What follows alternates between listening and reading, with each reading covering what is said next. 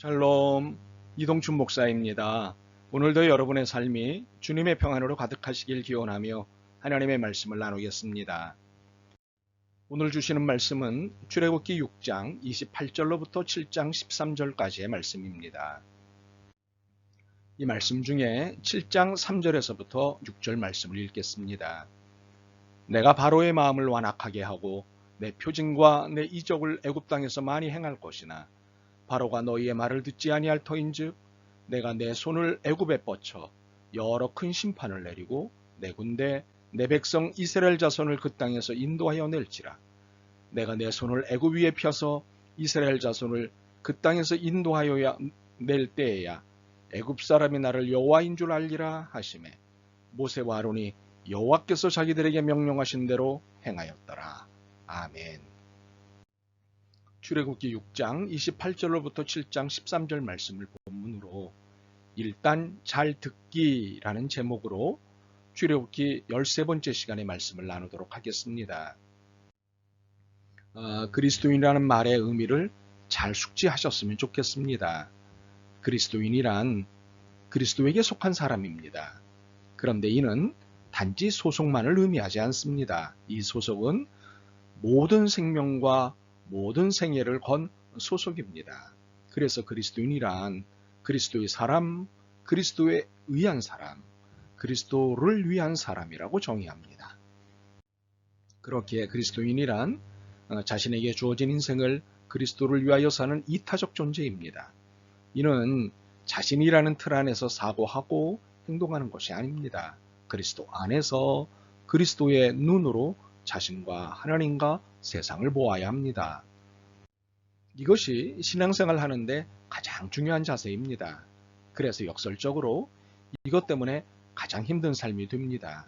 이유가 무엇일까요? 자신의 관점으로 자신과 하나님과 세상을 바라보는데 익숙하기 때문입니다. 이러한 육체적인 습관을 그리스도의 눈으로 보는 영적인 습관으로 전환하려고 하니 얼마나 힘들겠습니까? 소위 죽을 맛입니다. 오늘 본문의 모세가 그랬습니다. 오랫동안 자신의 방식을 따라 살던 삶에서 하나님이 원하시는 방식으로 전환하려니 너무 어려운 것입니다. 이를 잘 보여주는 대목이 있습니다. 나는 입이 둔한 자입니다. 라는 고백입니다. 이 고백은 4장 10절과 6장 12절에서 이미 3번씩이나 고백했던 바입니다. 사실 4장 10절에서 이것을 고백했을 때 하나님은 형 아론을 대변자로 세우심으로 대안을 마련해 주셨습니다. 그런데도 이를 계속 반복하였습니다. 나는 입이 둔한 자니이다. 이것은 자신의 눈으로 자신과 하나님과 세상을 바라보는 이전의 습관에서 벗어나지 못했음을 보여주는 것입니다. 하나님이 이 문제를 진작 해결해 주셨는데도 불구하고 계속 변명을 대는 것은 육체적인 습관의 깊이가 얼마나 깊고 집요한지를 볼 수 있는 것입니다. 그런데 이처럼 육체적인 습관의 깊이가 깊은 이유가 있습니다. 그 근원에 사탄이 자리를 잡고 있기 때문입니다. 바울의 설명입니다. 에베소서 2장 2절과 3절입니다.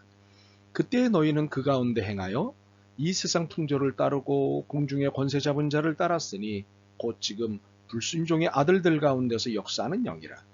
전에는 우리도 다 그 가운데서 우리 육체의 욕심을 따라 지내며 육체와 마음이 원하는 것을 하여 다른 이들과 같이 본질상 진노의 자녀이었더니 사탄은 우리를 옛 습관에 붙잡아 놓기 위해 얼마나 애쓰는지 모릅니다. 그래야 그리스도를 반역하는 것이 될 테니까요. 사탄은 그리스도를 반역하는 자 아닙니까? 그러니 모두가 그리스도를 반역하도록 애쓰는 것입니다. 그리스도께서 싫어하시는 것을 하는 것입니다. 이렇게 회심에 의한 새 습관이 아닌 죄악에 빠진 옛 습관을 계속하도록 사탄의 집요한 작업이 진행됩니다. 그러므로 죄악과 더불어 사탄과 맞닿아 있는 육체적인 습관, 세상 풍조에 빠져있던 옛 습관으로부터 벗어나기 위해 심히 몸부림쳐야 합니다. 그런데 우리의 영적 몸부림에 있어 기본적으로 갖춰야 할 자세가 있습니다. 그것은 주님의 말씀을 듣는 것입니다. 모세의 수많은 약점에도 불구하고 하나님이 그를 아끼신 이유가 있습니다. 그것은 그가 하나님의 말씀을 들었다는 것입니다. 여기서 하나님의 말씀을 들었다는 것은 두 가지 의미를 내포합니다. 하나는 단순히 듣는 것이고 다른 하나는 그 말씀에 순종하는 것입니다. 무엇보다도 일단 말씀을 듣는 데서 역사는 시작이 됩니다. 듣지 않으면 그 다음이 연결될 수 없습니다. 일단 들으면 그것에 순종하든 반항하든 어떤 결론이 나옵니다. 그러므로 일단 듣는 것부터 열심히 하십시오. 듣다 보면 순종하지 않을 수 없는 때가 올 것입니다. 믿음은 들음에서부터 난다는 것은 진리입니다. 모세는 불만과 반항을 보였지만 여전히 하나님의 말씀을 듣고 있습니다.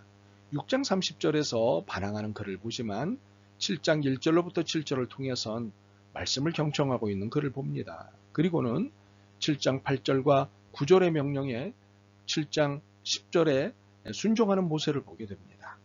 바로 이것입니다. 듣다 보면 순종하게 됩니다. 그러므로 일단 들으십시오. 그리고 듣게 하십시오. 그런데 우리 자신이 얼마나 연약한 존재인지를 아시는 주님은 우리를 순종의 세계로 이끄시기 위해 작업을 하십니다. 마치 밥을 안 먹겠다고 버티는 아이에게 밥 먹게 하는 유인책을 제시하듯 그렇게 하십니다. 순종의 제사를 받기 원하시는 하나님이 내가 순종할 수 있도록 작업을 하십니다. 우선 모세에게 어떤 작업을 거셨는지 보겠습니다. 그중 하나는 입이 둔하다는 핑계로 불순종을 선택하려는 모세를 향해 형 아론을 대변자로 세우신 것입니다. 어떤 성경학자에 따르면 모세가 입이 둔하다고 말하는 것은 말주변이 없는 것이 아니라 언어가 서툰 것을 말하는 것이라고 합니다. 애굽어를 사용 안 한 지 40년이 되었기 때문에 애굽 왕 바로뿐만 아니라 이스라엘 백성들과 대화하기가 원활하지 않아서였다는 것이지요. 좋습니다.